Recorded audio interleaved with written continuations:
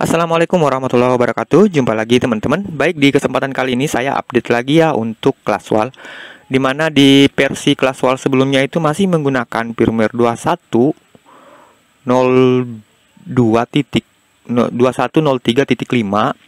Nah, di kesempatan kali ini saya update ke versi OpenWrt 22.03.3 teman-teman.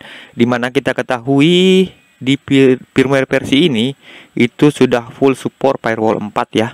Jadi benar-benar full NF-table teman-teman. Akan tetapi untuk program-program atau aplikasi yang masih menggunakan firewall 3 itu tetap masih bisa berjalan dikarenakan ada modul IP tables NFT yang sudah terinstall juga. Nah, baik, di sini bisa kita lihat bahwa ini adalah versi ClassWall yang ada tentunya OpenClass dan Passwall teman-teman. Nah, OpenClass memang sudah dari dulu full support dengan NF-table, dan di sini saya mencoba memasukkan Passwall yang juga sudah full support NF-table. Nah, baik teman-teman, namun sebelum kita lanjut membahas program tunnel yang ada di firmware kali ini, kita lihat dulu ya apa-apa saja yang berubah di versi ini ketimbang dibanding dengan versi 21.02.5 sebelumnya. Nah, di sini seperti biasa ada routing, dan di firewall tentunya kita bisa lihat di sini sudah firewall 4 atau FW4 teman-teman. Bandwidth HD masih tetap saya ikutkan, akan tetapi sebenarnya saya pernah ingin melepasnya ya. Namun untuk sementara waktu kita biarkan saja dulu seperti ini. Dan teman-teman di bagian sistem log, kemudian di net monitor. Nah, di net monitor itu ada yang baru ya di sini teman-teman, dikarenakan ada real time. Ini adalah komponen dari COS NF-table yang sudah saya install juga di sini. Jadi untuk penggunaan real time-nya di sini bisa kelihatan siapa saja, IP dari mana saja yang paling menggunakan resource bandwidth paling tinggi, dan dihitung per detiknya teman-teman. Jadi seperti itu ya. Ini sudah otomatis secara ascending descending untuk sort paling di atas ya bagi IP yang penggunaannya tinggi teman-teman. Jadi seperti itu nantinya. Nah, baik, seperti biasa di bagian net monitor silahkan teman-teman sesuaikan sendiri untuk interface-interface yang ingin dimonitoringnya. Itu ada di sini ya teman-teman. Saya jelaskan lagi, ini masih banyak yang belum paham ya, soalnya ada di folder www, kemudian di sini net data. Nah, di net data ini silahkan Anda edit menggunakan Advanced Editor. Kemudian sesuaikan dengan interface-nya, misalkan di sini ETH1, di sini tulisannya modem. Data titelnya ini adalah yang terdeteksi di tulisan-tulisan di atasnya teman-teman. Di sini seperti ini ya, outdoor. Nah, di sini tentunya ada, saya refresh dulu ya, ini belum ter-replace sepertinya. Oke, saya refresh dulu. Nah, baik, di sini client, tertulisnya di sini juga client ETH0, berarti outputnya dari LAN STB teman-teman. Sedangkan ini adalah bandwidth keseluruhan, yaitu LAN ya, bagian LAN. Nah, di bagian modem silakan teman-teman sesuaikan. Jika menggunakan modem ETH1 silakan diisi. Di sini kosong karena saya menggunakan modem handphone teman-teman. Jadi tinggal saya contohkan, saya edit di sini menggunakan USB 0, kemudian saya save seperti ini successfully.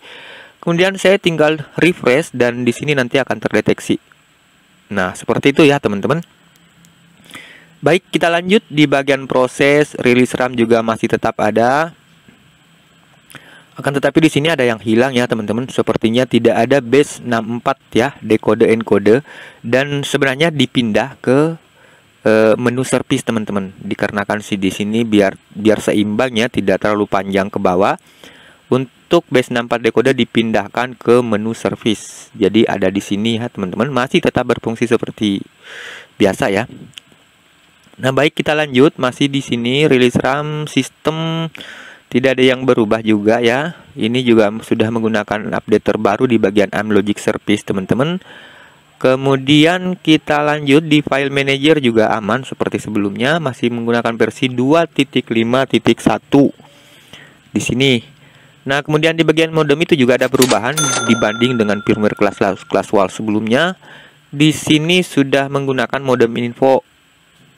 Jadi seperti ini tampilannya, teman-teman. Kemudian signal overview sudah saya hilangkan ya, diganti menggunakan modem info. Dikarenakan modem info ini sudah lebih banyak mensupport modem-modem ketimbang menggunakan signal overview, teman-teman. Nah, baik, kita sudah di sini di bagian modem. Nah, kita ke bagian service.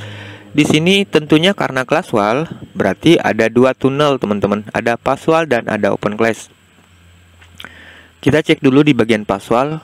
Seperti yang saya katakan tadi, di sini sudah bisa mendeteksi IP yang kita gunakan ya di sini, teman-teman. Muncul di bawah sini. Kemudian untuk mengetahui apakah sudah full support NFTable untuk untuk passwallnya bisa dilihat di order setting, teman-teman. Nah, di order setting itu tinggal scroll ke bawah sedikit, kemudian di bagian firewall tool.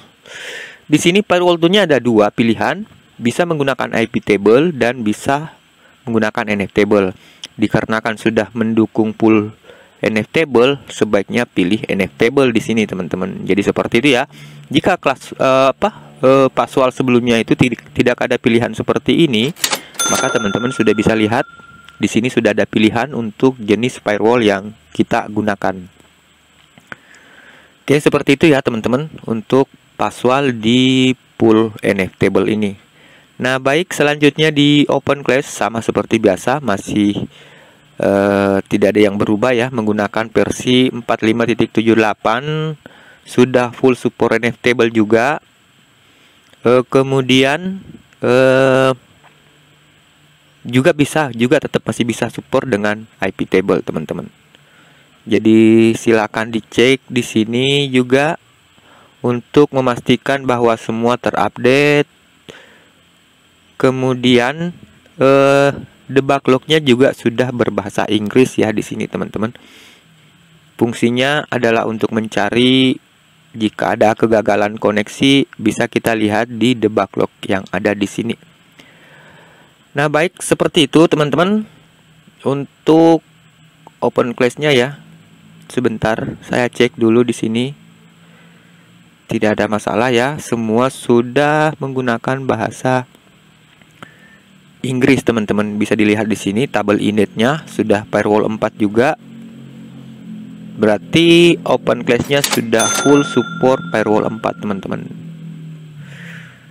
Ini adalah file konfigurasi utama, bisa dilihat di sini juga.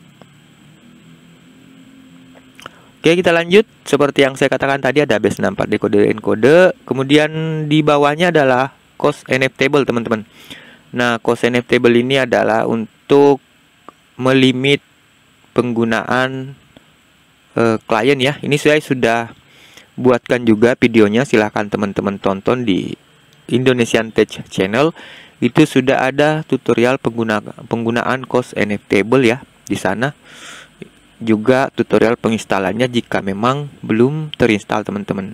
Oke, saya tidak perlu jelaskan di sini ya. Sudah ada tutor khusus untuk ini. Kemudian di sini masih seperti biasa zero tier. Namun zero tier sebenarnya belum full support dengan firewall 4. Tetapi mau tidak mau kita harus install karena ini penting untuk digunakan sebagai remote jarak jauh, teman-teman.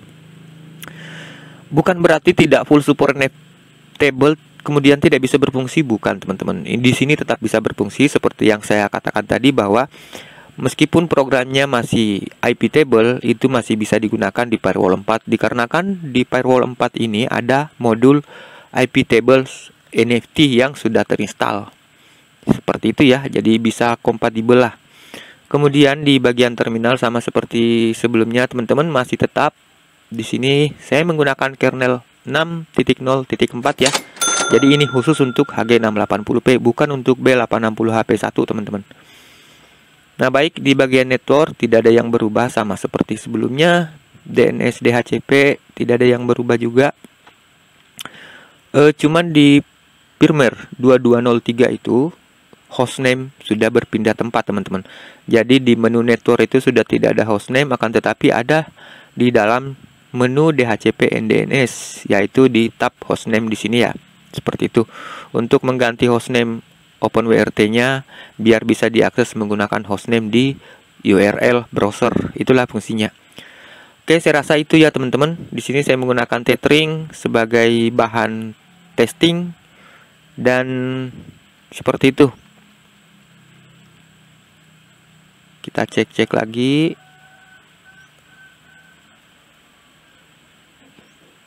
Di sini real time-nya ya untuk penggunaan. Jadi kalau kliennya sudah banyak, di sini tentu akan panjang, teman-teman. Yang di atas ini adalah download rate dan yang di bawah adalah upload rate-nya ya, seperti itu. Oke, saya rasa cukup ya sampai di sini untuk penjelasan versi ClassWall ini. Mudah-mudahan saja bermanfaat, teman-teman. Terima kasih banyak. Assalamualaikum warahmatullahi wabarakatuh.